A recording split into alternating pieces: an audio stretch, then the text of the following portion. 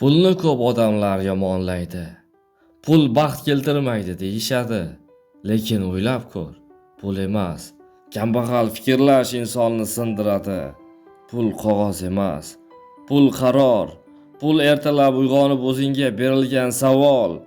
Bugun hayotimni kim boshqaradi? Menmi, yo'qmi? Pul hukmronlik.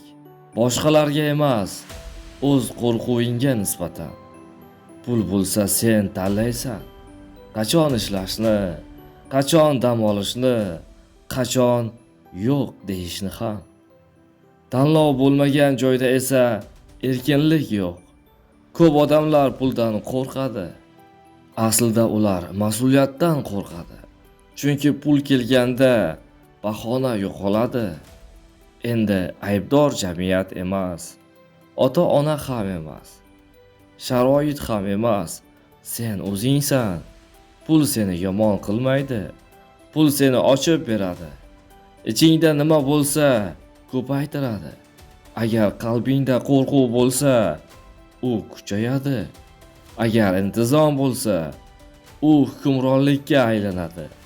Haqiqiy boylik bank hisobida emas, u boshqa. Har kuni o'zingni yengishingda, har safar keyin emas, hozir deganingda unutma. Pul maqsad emas, pul o'lchov. Sen qanchalik jasursan, qanchalik qat'iyatlisan, qanchalik mas'uliyatni ko'tara olasan. Bugun bitta savol: pul seni boshqaradimi yoki sen pulni?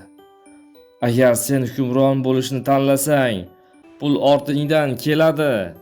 Agar kutishni tanlasang, hayot seni kutmaydi. Qaror qabul qil.